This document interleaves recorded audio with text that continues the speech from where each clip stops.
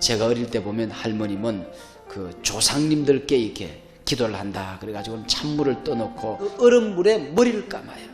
머리를 감고 그리고는 저희 집에 오셔서 이렇게 머리를 단정하게 다 빗으시고 그리고 그 장독 밑에 가서 이렇게 기도하는 걸 제가 어릴 때 본 적이 있습니다. 그 나중에 보니까 할머니가 예수를 믿고도 또 꼭 그렇게 하시더라고요. 그 옛날 우리 어르신들이 기도하는 것처럼 새벽 예배하면 뭐가 돼도 될 것 같아요. 하나님의 백성들의 거룩을 얼마나 하나님이 원하시는지, 예배자들의 거룩을 얼마나 하나님이 원하시는지, 하나님의 일꾼들의 거룩을 얼마나 하나님이 원하고 계시는가. 그리고 복받는 비결 아시겠습니까? 다른 사람이 복받을 만한 그릇이 못 되는데 자꾸 축복하세요. 그러면은 그 사람이 못 받으니까 누구한테 가겠어요? 나한테 오는 거예요.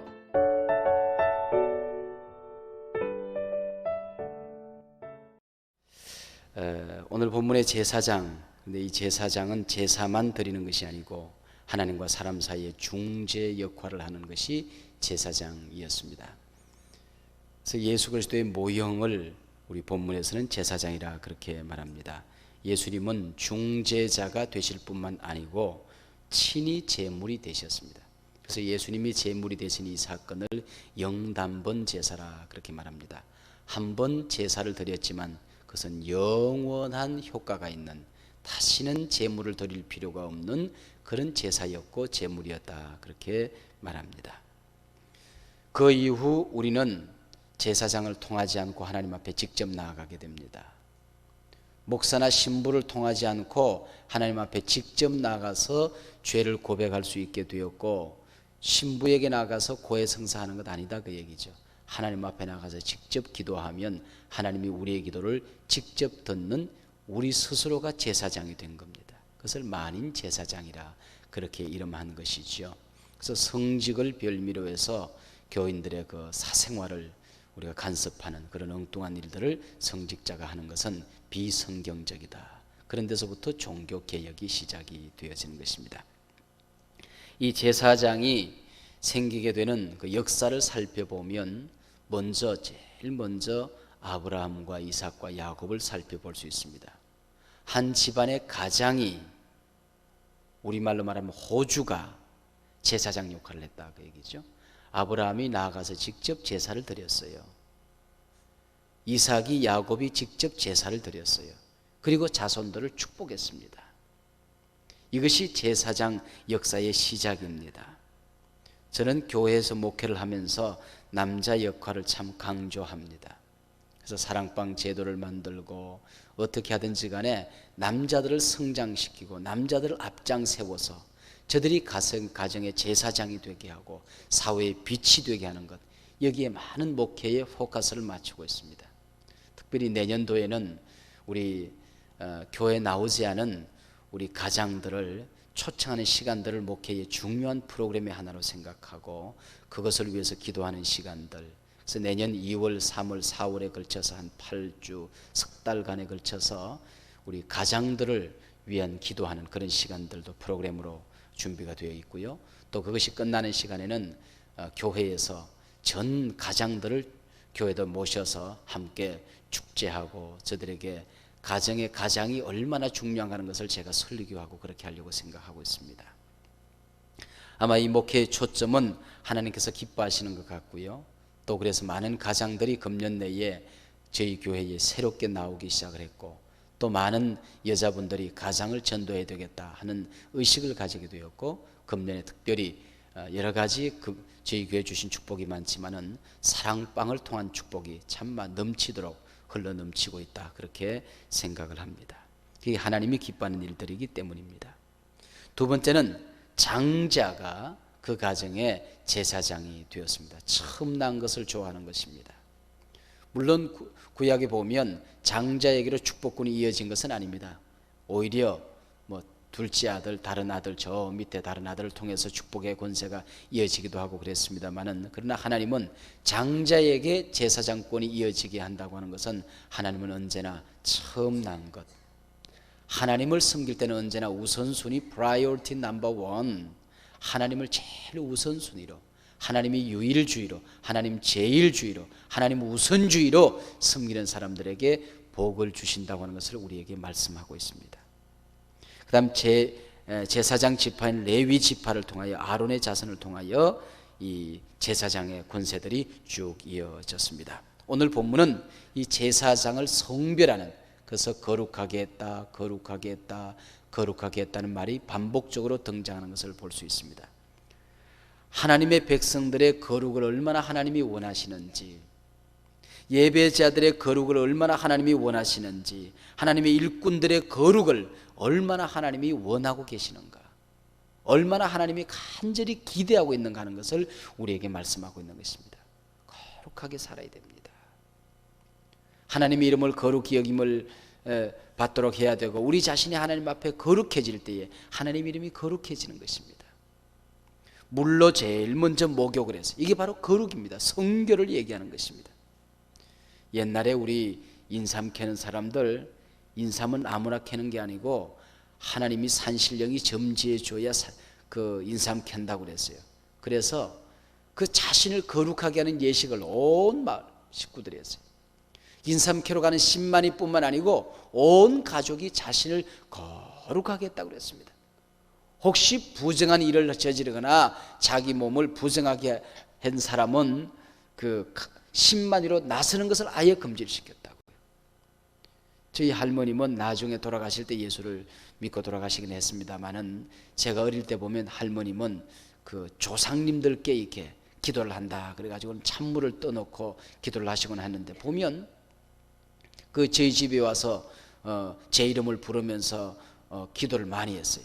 많이 이렇게 하는데 보면, 우리는 자고 있는데 저 큰 집에는 저 또랑 저 건너편에 할머님이 사시고 또랑을 하나 건너야 이제 우리 집입니다. 근데 저희 집에 올 때 그냥 오는 게 아닙니다. 추운 겨울날 돌을 하나 주워가지고는 그 얼음을 깨요. 얼음을 다 깹니다. 그리고는 그 얼음물에 머리를 감아요. 머리를 감고, 그리고는 저희 집에 오셔서 이렇게 머리를 단정하게 딱 빗으시고, 그리고 그 장독 밑에 가서 이렇게 기도하는 걸 제가 어릴 때 본 적이 있습니다. 그 보면 그 옛날 우리 어르신들이 기도하는 것처럼 새벽 예배하면 뭐가 돼도 될 것 같아요. 그래서 제가 우리 할머니한테 배워서 그랬는지, 목사 안수 받고 난 다음에 3년 동안 제가 목사 안수 받고 난 다음에 3년 동안 제가 새벽 예배 갈 때에 머리를 감고 그리고 새벽 예배를 드렸어요. 제가 평생은 못하지만은 제가 몇 년 동안은 그렇게 해야 되겠다. 그래서 상징적인 의미가 있거든요. 지금도 머리는 안 감지만 온몸에 물은 바르고 나옵니다. 그냥 머리 빗고 나오는 법은 지금까지 제가 단 하루도 그냥 머리 빗고 나와 본 적은 없습니다. 비누로는 안 감지만 그냥 반드시 제가 머리를 감고 나와요. 그게 제가 할머니한테 배운 거예요.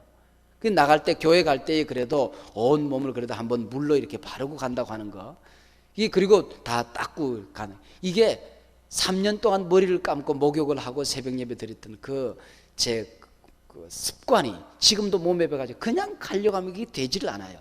지각하는 한이 있어도 이게 물은 바르고 가야 돼요. 그 시간이 있으면 목욕하고 가고요. 정이 좀 시간이 급하면은 좀 머리를 감고, 그러지 않으면 최소한 머리는 물로 바르고 온몸을 닦고, 그리고 제가 교회 나옵니다. 저 할머니한테 배운 거예요. 나중에 보니까 할머니가 예수를 믿고도 또 꼭 그렇게 하시더라고요. 이 제사장을 성별할 때에 물로 목욕을 시켰다고 하는 것입니다. 거룩을 얘기하는 것이죠. 제사장의 옷을 입혔습니다. 옷을, 속옷부터 시작해서 전부 다 그 어깨에는 전부 다 밑에는 12지파 이름을 새긴 것, 또 우밈과 둠림에서 하나님의 그 뜻을 성별하는 것, 구별하는 그런 걸 쭉 이렇게 하는데, 그건 무엇을 얘기하는 거 아니? 하나님의 사람이 하나님의 일을 하면 하나님이 거룩한 옷을 입혀주신다고 하는 것입니다. 하나님이 책임져 주신다고 하는 거예요. 하나님이 권능과 능력을 주신다고 하는 것입니다. 그리고 기름을 머리에 발라서 성령의 인도를, 성화를 상징했고요, 속죄 제사를 드렸습니다. 번제물을 드렸습니다. 그것은 보면 인간은 여전히 연약한 존재이다. 그리고 번제물이 불타는 모습을 바라보며 나는 이제 주님을 위해서 죽은 존재이다. 시간도 물질도 내 것 아니다. 하나님 앞에 온전히 생애를 드리겠다 하는 선언을 하고 살았던 것을 볼 수 있습니다. 우리가 하나님 앞에 나도 제사장이고 여러분도 제사장이거든요.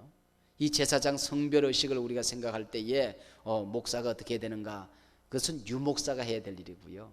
여러분들은 가장들은 여호와를 경외하는 자는 복이 있나니, 여기 자는 은자는 남성이에요. 여호와를 경외하는 가장이 복이 있다 그렇게 되어 있습니다. 원문에 보면 한 가장으로서 내가 어떻게 거룩하게 살아야 되는가 하는 것을 생각해야 될 것이고, 여러분 한 분 한 분은 만인 제사장입니다. 내가 제사장입니다. 어떻게 살아야 될 것인가.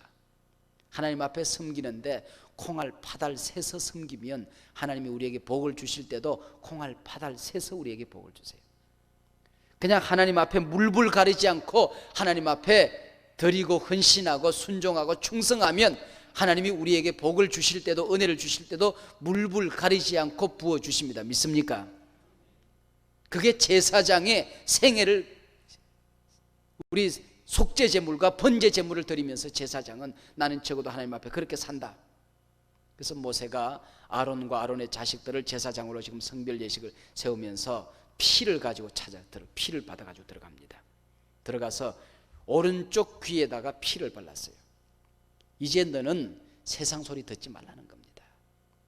네 가족이 어떻게 하고 자식들이 어떻게 하고 세상 사람 네 친척이 어떻게 하고 뭐 이불 속에서 마누라가 어떻게 하고 그런 얘기 듣지 말고 이제는 네 귀는 하나님의 음성만 들어야 된다는 겁니다. 이 귀를 성별시켜서 하나님의 소리를 듣고 살도록 하는 것입니다. 이게 목사가 되는데 하나님의 소리를 듣지 못하고 살아가면요, 참 불쌍합니다. 그게. 하나님의 성경을 읽으면 하나님의 소리가 여기서 들려야 돼요. 그리고 기도하면 목사의 귀에는 하나님의 뜻을 분별할 수 있는, 여기 우밈과 두밈이 있어 하나님의 뜻이 구별되어지듯이 영분별의 은사가 있어서 하나님의 음성이 들려야 돼요. 이 교인들이 척 보면 저거 좀 아직까지 무당기가 안 빠졌구나, 저 아직까지 저거 척 보면 저거 이단에 저거 빠졌네, 그냥 이단을 구별하는데 별 큰 소리 안 들고 한 줄만 읽어보면 이단인지 아닌지가 구별이 돼야 돼요. 이게 뭔지, 뭐 이것도 찍어 먹어보고 저것도 찍어 먹어보고 된장인지 뭔지 구별하기 시작하면 그게 우스꽝스러워진단 말이에요. 하나님이 그런 은혜를 주십니다. 이게 이쪽 보면 사람들 보면 아, 어느 정도 믿음이 굳어지는구나, 이제 좀 연그러져 가는구나, 일꾼이 될 만하구나, 그게 보여야 된다고요. 그게 보이지 않으면 이 목회가 어지럼증이 걸립니다. 이거 어지러질. 제사장은 여러분 이 귀에 피를 발라서 이제는 구별된 소리를, 남들이 와서 불평하고 원망하고 저주하고 이런 소리 듣고 살지 말고 여러분 귀가 언제나 감사하는 소리로, 찬양하는 소리로 충만하시기를 바랍니다. 복음을 듣는 귀가 되시기를 바랍니다. 그래서 주의 말씀을 듣는 자가 복이 있다 그랬습니다. 구별된 귀를 가지고 살아가야 돼요. 그리고 오른손가락 엄지에다가 또 피를 발랐어요. 오른손가락 엄지에다 피를 발라서 하나님의 일만 하고 살겠습니다. 하나님의 일만 하고 살겠습니다. 이 손으로 축복하는 모든 일들에 내가 책임을 진다는 얘기입니다. 철야 때마다 우리가 이제 안수를 하곤 하는데 여러분 이 손끝에 무슨 힘이 있겠어요? 이게 힘이 있는 게 아니잖아요. 근데 하나님이 책임을 진단 말이에요. 그 다음에 나머지 문제는 하나님이 책임을 질 테니까 하나님이 안수하라는 겁니다. 이 손끝에 하나님이 책임을 지는 거예요. 오른손 엄지에 피를 발라서 네 손으로 하는 모든 일들이 하나님의 일이 될 것이고 이제는 이 손으로 거룩한 일을 해야 된다고 하는 겁니다. 이것으로 손가락질 하더라도 꼭 저 모양이라고 이러고 저주하면 안 된다는 거예요. 제가 시골에 있을 때 저희 여전사님이 한 분 계셨는데 그분이 그 예배당 마당에다가 이렇게 뭘 콩인가 뭘 널어놨어요. 이렇게 널어놨는데 지나가던 송아지가 들어와서 그걸 다 뜯어먹어 버렸어요. 그래가지고 송아지를 가리키면서 손가락으로 이 저놈의 손가락 예배당에 들어와가지고는 콩을 다 주워 못 간다고, 진 나쁜 놈, 저주받을 놈이라고. 그런데 그 송아지가 죽었어요. 그러면서 아무한테도 얘기를 하지 않고 저 혼자만 붙들고 눈물을 툭툭 흘리시면서 영모야 영모야, 이 입이 방정을 맞아가지고 송아지를 쳐더니 송아지가 죽었다. 저 집에 송아지가 왜 죽은지 모르지만 나는 안다고. 제가 목사가 되도록 그분이 계속 기도하던 분이니까 영모야 영모야, 앞으로 어떻게 사든지 간에 교인을 저주해서는 안 된다. 목사는 교인을 저주하면 안 된다. 목사가 저주하는 대로 되니까 절대로 저주해서는 안 된다. 제 생애 가운데 그래서 그 여전도사님의 그 말씀이 제 가슴 속에 꽉 박혀 있어요. 절대로 이 손을 들어서 이 입을 열어서 내가 아는, 내가 섬기는, 내가 함께 사랑하던 교인들을 저주하지 않겠다. 저는 하나님 앞에 그렇게 약속을 했어요.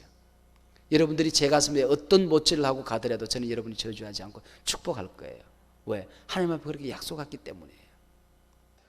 여러분도 마찬가지라고 생각합니다. 여러분이 아는 어떤 사람도 여러분의 손으로, 여러분의 입으로 저주하지 마시기를 바랍니다. 축복하시기를 바랍니다.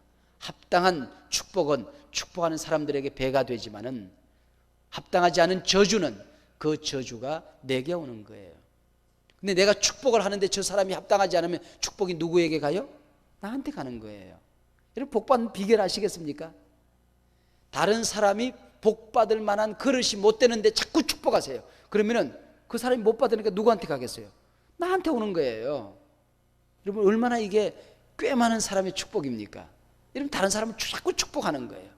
여하튼 손만 들어 축복하세요. 저는 기도할 때에 우리 교회만을 위해서 기도하지 않습니다. 제 축복할 때 여러분 우리 교회만을 위해서 축복하는 거 봤습니까? 저는 한국 교회를 위한 기도가 우리 교회를 위한 기도와 균형을 맞춥니다. 그리고 신도시에 있는 모든 교회를 위한 축복이 우리 교회를 위한 축복과 균형을 맞추려고 노력을 그렇게는 안 되겠죠. 그러나 그렇게 하려고 노력을 합니다. 왜? 이것이 하나님이 우리에게 주신 거룩한 권세거든요. 그리고 엄지 발가락에 피를 발랐습니다. 그 얘기는 무슨 얘기입니까? 하나님의 길만 걷겠다고 하는 것입니다. 하나님의 길만, 복음의 길만 걷겠다고 하는 겁니다. 갈 곳만 갈고 사겠다고 하는 겁니다. 여러분 오늘 아침 여러분들의 귀에, 여러분의 엄지손가락 끝에, 여러분의 발가락에 예수 그리스도의 보혈의 피가 발려지는 복된 아침 되시기를 주님 이름으로 축복합니다.